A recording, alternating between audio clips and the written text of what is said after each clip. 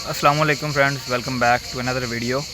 और आज काफ़ी लंबे टाइम के बाद वैसे मैं वीडियो अपलोड करने जा रहा हूं, क्योंकि उसकी वजह यह है कि कोई ख़ास टॉपिक भी नहीं था जिस पे बात की जाए, लेकिन अब दो तीन ऐसी चीज़ें हैं जिन पर मैंने सोचा कि बात करना बेहतर होगा थोड़ा सा। तो सबसे पहली तो बात है कि वीज़ाज़ के हवाले से अपडेट है कि जिन स्टूडेंट्स ने सितंबर इनटेक के लिए अपने वीज़ाज़ फ़ाइल किए हुए हैं उनके लिए अपडेट है। कुछ दिन पहले तक, या हम कहें जुलाई से पहले तक, जो साइप्रस की वीज़ा रेशियो थी ऑलमोस्ट 100% थी, और ये वीज़ा रेशियो तकरीबन पिछले 1 से 1.5 साल तक चलती आई है तकरीबन सभी कंट्रीज़ के लिए।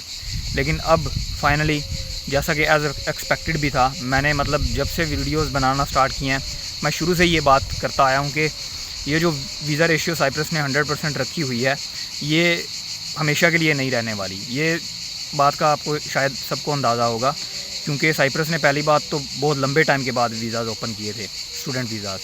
और दूसरी बात यह है कि एक छोटा सा कंट्री है जैसा कि साइप्रस, तो कितने स्टूडेंट्स को, आप खुद सोचें कि कितने स्टूडेंट्स को ये यहाँ पर खपा सकता था। और भी जैसा कंट्रीज़ जैसा कि होते हैं, जैसा कि ऑस्ट्रेलिया या फिर यूरोपियन और कंट्रीज़ हैं, USA, कनाडा, उनकी कोई ना कोई उन्होंने एक अपना टेम्पलेट बनाया होता है।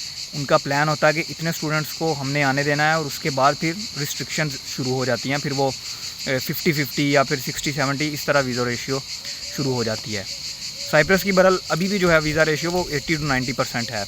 रिजेक्शन की जो रेशियो है अभी भी ज़्यादा नहीं है। लेकिन ये बात बिल्कुल ऑफिशियल हो चुकी है कि मैं खुद ऐसे लड़कों को जानता हूँ जिनके वीज़ाज़ रिजेक्ट हुए हैं। तो मेरे ख्याल में अभी सितंबर या इसके बाद मैक्सिमम आपके पास फरवरी इनटेक है, जिसमें आपके पास एक गोल्डन अपॉर्चुनिटी है, आप साइप्रस के लिए वीज़ा अप्लाई कर सकते हो। अब मेरा हरगिज़ ये मतलब नहीं है कि आपको साइप्रस ही के लिए अप्लाई करना चाहिए, आपके पास और भी बहुत से ऑप्शंस हैं।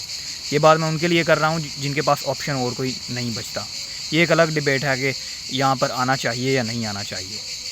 तो अब बात यूँ है कि सितंबर इनटेक थोड़े थोड़े वीज़ा रिजेक्ट होना स्टार्ट होंगे, उसके बाद फिर फरवरी इनटेक में और थोड़ी रिस्ट्रिक्शंस हो जाएंगी, फिर रेशियो और थोड़ी कम आएगी वीज़ा रेशियो। तो वैसे तो मेरी दुआ है कि जिन भाइयों ने अभी किया हुआ है वीज़ा अप्लाई, उनका वीज़ा लगे, ये दुआ है मेरी। लेकिन फिर भी सब इनकी एम्बेसी के हाथ में है, तो कुछ कर नहीं सकता कोई, कुछ दुआ ही हम सब कर सकते हैं। तो अब देखते हैं क्या होता है इन फ्यूचर। लेकिन अभी के लिए जो अपडेट है वो यही है कि साइप्रस ने वीज़ाज़ कुछ ना कुछ, ज़्यादा नहीं, अभी 10-20% 100 में से रिजेक्ट करना स्टार्ट कर दिए हैं। और जब आप देखते हैं ना, पिछले साल की अगर मैं बात करूं, तो वीज़ा आने में सिर्फ टाइम जो लग रहा था वो था 1 से 1.5 माह, 40 दिन मैक्सिमम लग रहे थे और वीज़ा आ जाता था स्टूडेंट्स का।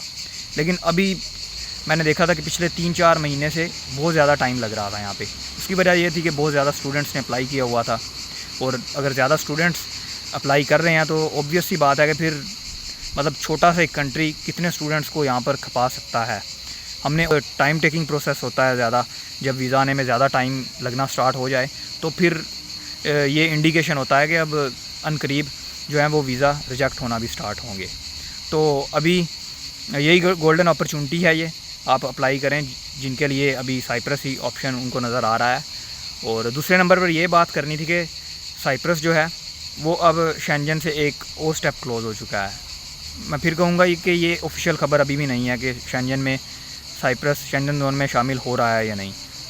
जो कोशिशें, स्ट्रगल्स कर रहे हैं इनका जो गवर्नमेंट है साइप्रस की, या फिर और भी यूरोपियन यूनियन के जो मेंबर्स हैं, तो वो थोड़ा थोड़ा कामयाब होते नज़र आ रहे हैं। क्योंकि अभी कुछ दिन पहले पार्लियामेंट में वोटिंग हुई थी, जिसमें से 27 MPs हैं जो उन्होंने साइप्रस के फेवर में वोट किया, साइप्रस को होना चाहिए शेंजन में ऐड, और 10 थे जो उन्होंने इसके अगेंस्ट वोट किया था। तो ये एक पॉजिटिव खबर, आप इसको ले सकते हो।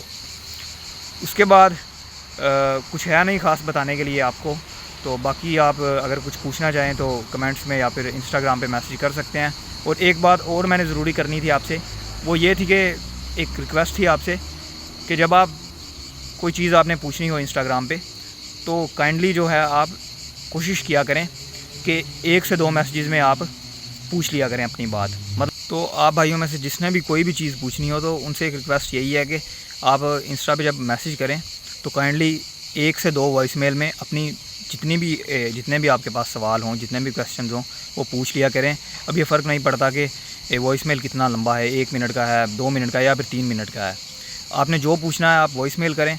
और अगर वॉइस मेल कोई नहीं करना चाहता, फॉर एग्ज़ाम्पल कोई फ़ीमेल भी है, तो आप टेक्स्ट कर दिया करें, चाहे वो कितना ही लंबा हो।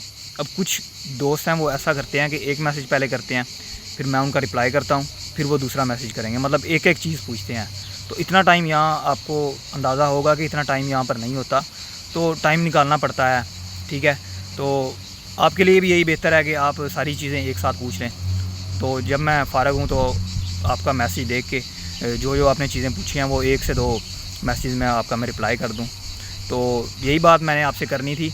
और दूसरे नंबर पे ये है कि पर्सनल सवाल काइंडली ना पूछा करें। कई लोग ऐसा पूछते हैं कि आप क्या करते हैं या फिर आप कितनी अर्निंग करते हैं। चलें यहाँ तक तो ठीक है कि आप क्या करते हैं, लेकिन कुछ लोग ऐसा पूछते हैं कि आपकी अर्निंग क्या है, आप कितना कमा लेते हो। तो ये थोड़ा सा पर्सनल हो जाता है सवाल। आपसे रिक्वेस्ट है कि इस तरह के जो क्वेश्चंस हैं उनसे थोड़ा सा परहेज़ किया करें।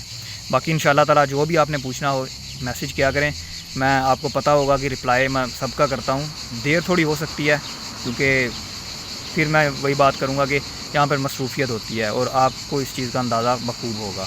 तो फिर भी मैं एक दिन ज़्यादा से ज़्यादा 1 दिन बाद मैं रिप्लाई हर एक को कर देता हूँ।